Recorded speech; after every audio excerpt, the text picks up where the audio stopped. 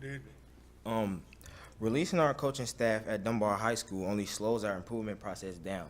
Our coaches do nothing but proactive actions to better our student attendance and also to improve graduation rates. With our coaches persuading lots of the youth to become student athletes, it keeps kids away from trouble. There are few too many stories that our Dunbar coaching staff has been involved on in turning kids into scholars and graduates. Not only does the staff get involved in school improvement, but they also bless kids in certain circumstances with assistance, allowing kids to overcome their struggles. As athletes on this football team, it's hard to build such a bond as we have with our coaches just for it to be exploited so easily. For about the past 6 years, this program has put kids into college, giving them the opportunity to thrive as men in society. On the outside, people in our community have unrealistic viewpoints on our coaching staff.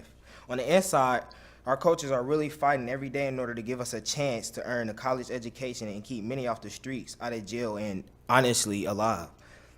The main point is that we don't only need our coaches just to be beneficial on the football field, but we also need them as a benefit to our success and maturity as men and scholars. Thank you for your time and attention. Hopefully you have a better understanding of why we need our coaching staff.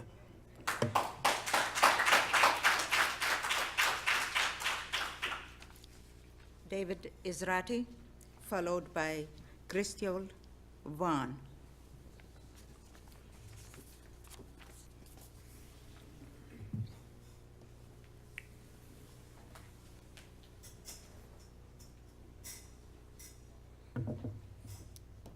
David Israti, 100 Bonner Street. So today, you're going to pay the Ohio High School Athletic Association $9,300 or whatever dollars, in addition to part of a fine that was assessed from 1.5 years ago. The crazy thing is, that's a voluntary organization. You voluntarily joined that organization. You agreed to do what they say. You're a member. And for them to fine you in the first place should have been indication that something was very wrong. And that was after the first football fiasco over almost 2 years ago. The athletic director wasn't removed then. Things continued, changes weren't made. And then we had the same thing happen, another instance involving the very same athletic director, same school, and the athletic director still has a job, though it's not the same job. In the meantime, the losers are the kids and the taxpayers, because not only did we lose the money from paying the fines, we lost the money from paying the lawyers' bills, we lost the money from all the events that we cannot host at Welcome Stadium, we lost credibility, we've lost players. And the crazy thing is the only people who suffered in all of this, other than the taxpayers and the kids, are still suffering, because we still don't know who the basketball coach is at Dunbar for next season. I hate to tell you, but parents are making their minds up right now on where they're going to enroll their kids for next year. And I just can't fathom how an organization that's looking at enrollment drops and wondering how we're going to get these kids back in hasn't made one iota of an attempt to listen to the parents or to keep parents or tell them who's going to be your coach next year. Because that basketball program, in case you didn't know, keeps winning championships over and over and over with the last coach, the one that you let go. Not very nicely, I might add. So as today, when you write that check, just remember, when lawyers give you advice on how to do things, sometimes you have to say, wait a second. In lawsuits, there's only one winner, and that's the lawyers, because they keep billing and billing and billing and telling you, keep going, oh, I can win this. And even when they lose, they don't lose, because they still turn in the bills and you still pay them.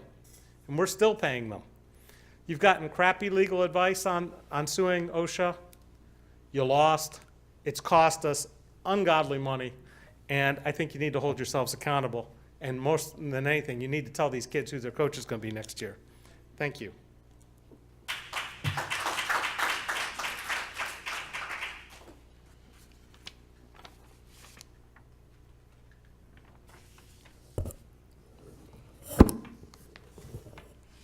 How y'all guys doing this evening?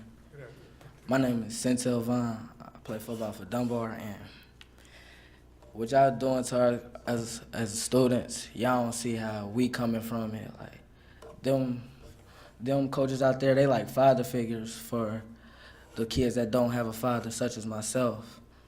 All of them, that's like my family out there.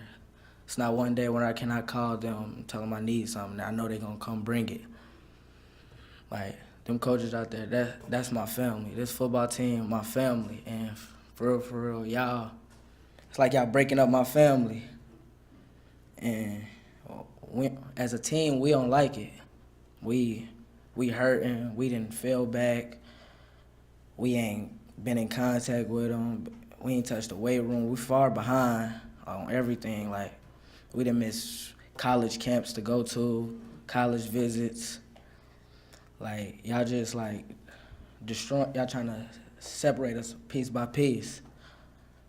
As the dude said over there, first it was pulling, now y'all trying to take away Coach Darran. I don't see why for something that happened 2 years ago, why didn't y'all just take him away in the first place? Them coaches, they've been there since it was rough for people. Remember times where I ain't had something, and they came and brought it to me. I ain't had deodorant one day, they'd bring it. You ain't got shorts, they'll bring it. Them coaches, like, they put everything to us. Yeah, they got kids and all, but we they kids too. As a team, we they kids. Like, I actually can honestly love every coach on that staff, and I'd do anything to get them back. Like, that's all I had to say.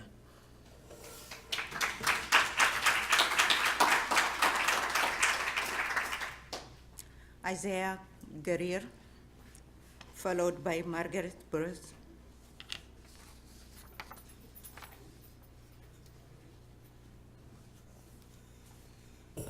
Good evening.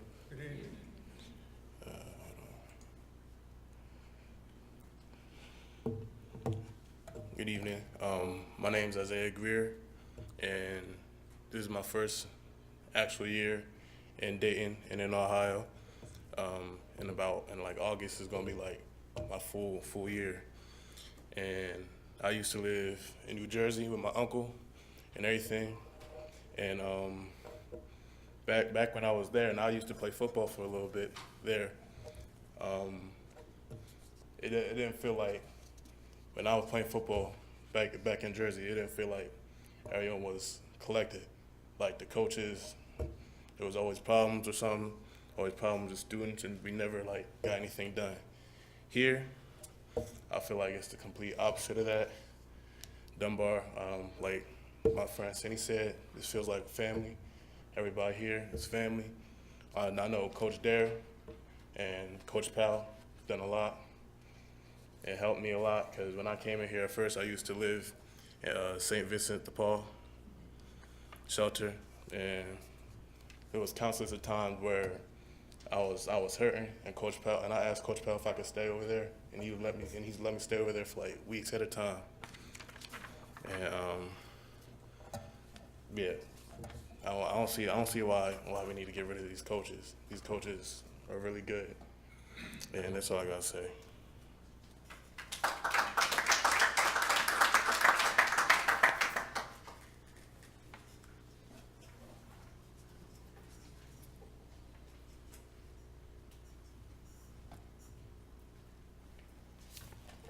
Good evening, everyone. To God be the glory. Unfortunately, we live at a time in our society when negative words and actions have become our new normal. We watch as innocent children are ripped away from their mothers and fathers, and we mask the pain we feel for them. However, this is a horrific reminder to our people that children were ripped from the arms of their mothers and fathers and sold into slavery, and they wore the mask to hide their pain also. How many of you have read any of the poems of our school's namesake, Mr. Paul Laurence Dunbar? May I suggest at your convenience you read the poem, We Wear the Mask. You may gain understanding of our plight. By the way, on June 27th, we celebrate the 143rd birthday of Mr. Dunbar. If you have the opportunity to stop by Dunbar House on June 23rd, 1 to 1:30, I'm going to 3:30. It would be nice if our board members understand his legacy. When visitors come from all over the nation to understand his legacy, we should know as well. If you have time, stop by Dunbar High School for Dunbar Day so that you can get to understand our community on Saturday also. I give you the previous facts regarding we wear the mask to let the DPS board know we shall no longer wear the mask. We shall no longer wear the mask to hide our pain or discontent with decisions made we disagree with, because you don't understand our legacy or struggles for the same. So let me explain, contrary to popular beliefs, our legacy includes mayors of the city of Dayton, commissioners, doctors, lawyers, chemists, scientists, entertainers, civil rights leaders, judges, Tuskegee Airmen, internationally acclaimed poet Paul Laurence Dunbar, custodians, factory workers, bus drivers, coaches, dishwashers, professional athletes, principals, teachers, etc. But most importantly, a legacy built on our people who were not afforded the education based on the color of their skin. So we shall not allow our legacy to be fractured by insinuations by anyone, board, news media, whomever, that two incidents in our illustrious history defines us. It is not well in our community you have removed two endeared coaches, Coach Pullins with a national record-breaking stellar career and role model ripped out of the lives of our athletes and students. Now our students have a second coach, Coach Darran Powell, ripped away, a young man who also has gone above and beyond to nurture our students, athletes, to soar academically, socially, and athletically. You may want to research the numbers of young men and women who were afforded the opportunity to further their education based on their athleticism from the first graduating class of 1936 to the current class of 2018 of Dunbar High School. It is especially important for our community and culture to have someone who can relate to our young men and women and vice versa. In closing, it's not acceptable that the only excuse is that the board is going in a new direction. The legacy of Paul Laurence Dunbar High School shall continue soaring before a new direction and after a new direction. And I thank you and God bless you.